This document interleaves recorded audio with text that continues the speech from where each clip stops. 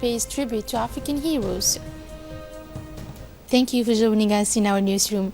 The president of the Djibouti Ports and Free Zone Authority, Mr. Abubakar Omar Hadi, chaired yesterday a meeting focused on the Tujara Bal Road. This meeting was attended by the prefect of Tujara, Abdul Malik Mohammed Boneita, representative of the Djibouti Armed Forces, the Gendarmerie, the Immigration Police, the ADR, and Djibouti Telecom.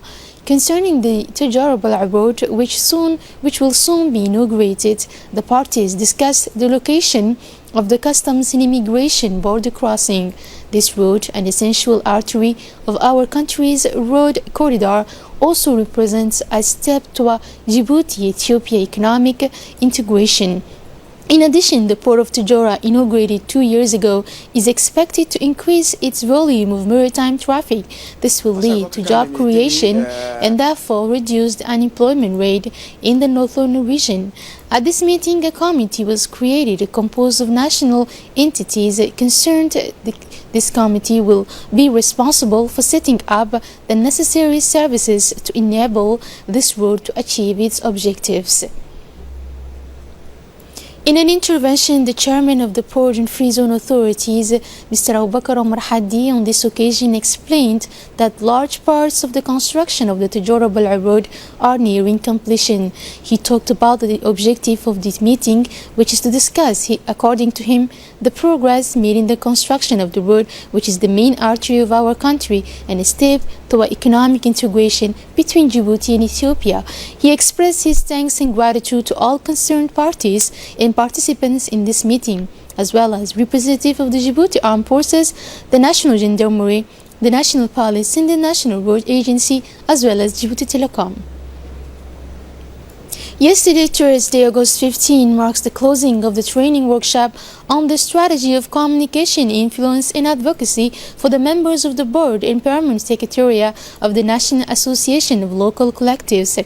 The purpose of the training was to understand and master the development, implementation, and management of an influence and advocacy communication strategy. During 3 days, the training workshop, which brought together the members of the ANCLD board, composed of the presidents of the regional councils, presidents of municipalities, and the mayor of the city, and the permanent secretary of the association, to discuss communication and advocacy strategies. During this workshop, facilitated by INAP expert trainer Mr. Mohammed Anglais Miguel, participants were given theoretical presentations, case studies, and practical exercises. The workshop started with the presentation of the principles and types of communication, then the development and implementation of a communication strategy, and finally the issue of advocacy strategy and monitoring and evaluation was discussed. The challenges of associative communication and the type of associative communication were also discussed during the first day, followed by a group exercise on the second day. The methods for developing the communication plan, as well as the monitoring and evaluation techniques, were discussed at length and in details. And finally, during the third day, the trainer focused on the different steps of an advocacy strategy. After a 3 days stay in Minna, Djibouti pilgrims returned to Mecca to complete the farewell tawaf, or in other words, Tawaf al-Ifada. The organizing committee gave the opportunity to make the tawaf at the Kaaba to the disabled pilgrims who did not get the chance to go to Minna. Pilgrims who go to Mecca to perform the farewell tawaf around the sanctuary, as mentioned by the Prophet, may peace and blessings be upon him, who says, "May none of you leave Mecca without the sacred house being the last place to visit for him." Indeed, the farewell tawaf is the very last obligation of the pilgrimage. The pilgrim must do it when he is about to return home. Sports now. Ali Sabih Telecom's team conducted a training session on the field in preparation for the Arab Champion Club in Casablanca, Morocco. This team, led by the president of the club, Mr. Osman Wais Reali, participates in this competition as Djibouti champion in the 2018 season. During these competitions, all Ali Sabih's team will face the champion clubs of Algeria, Tunisia, and Comorian Republic. In an interview with the club president, Mr. Osman Wais said that the staff and their players have an experience in international competitions.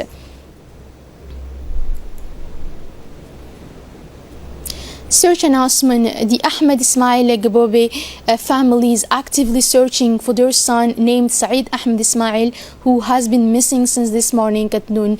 A resident of Wahda Daba Balbala, the 11 years old boy who wore beige traditional clothes. In case any person sees or recognizes the boy in question, please contact the following numbers: 770572 and 40 or 21 36 22 28 or the post office of Wahda Daba. Regional international news. South Africa. The army mobilized against gangs. In a gang-ridden South African suburb of Cape Flats, groups of children laugh and wave their hands behind the military armored vehicle, followed by police vehicles, sneaking into the streets for a joint operation to reduce high crime. A few blocks away, the soldiers armed with guns and shields jumped off their vehicles and advanced among close rank on ropes before heading to a group of buildings suspected of being the sensitive criminal areas. Since July, the South African government has deployed some 1,300 military personnel as police reinforcement in an attempt to stem deadly gang violence in the suburbs located in the southeast of the tourist city of Cape Town. The Cape Flats district is made up of several townships, gang-ridden gangs poorly supervised by understaffed police officers.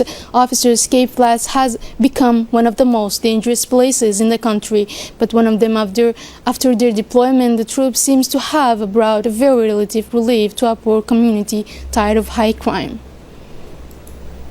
In France, Emmanuel Macron launched on Thursday in Saint-Raphael an appeal to mayors of France to honor the African heroes of the liberation who for a long time did not have the glory and esteem that their bravery justified during the celebration of the 75th anniversary of the landing in Provence. The French head of state appealed to the mayors of France to bring to life through the names of their streets and squares, their monuments and their ceremonies, the memory of those men who make all Africa proud and tell of France of what is it, a commitment to freedom and greatness, a spirit of resistance that unites. Encouraged the head of state said that the national necropolis of Boulouris in Var, where 464 soldiers of the 1st French Army lie. Settled in the south of France for 3 weeks, the head of state interrupted his holidays at the Fort of Big and to commemorate this crucial page in their history in the presence of the Ivoirian presidents Alassane Ouattara and Guinean Alpha Condé and Nicolas Sarkozy. Traditionally, the 75th anniversary of the Provence landings on 5th August 1944 is an opportunity to salute the contribution of soldiers from the former French colonies to the liberation.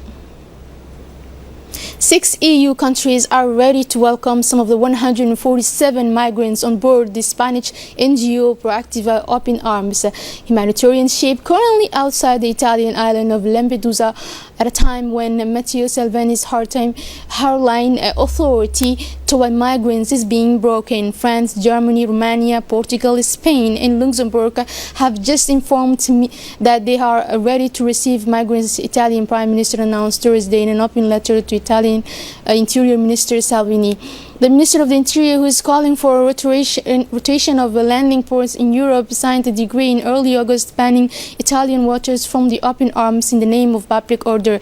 However, a decision taken by an administrative court following an appeal by Open Arms suspended this first decree on Wednesday. In the meantime, Matteo Salvini signed a new decree to stop the boat. Proactiva, who had assured the day before that they did not plan to dock by force, said Thursday that the migrants on board know that there is no port for them, but seeing the lands calms them down. He said, the Ocean Viking, the ship of SOS Mediterranean and Doctor Without Borders, which is also looking for a port for more than 350 migrants, was heading north on Thursday and was well beyond Lampedusa and Malta.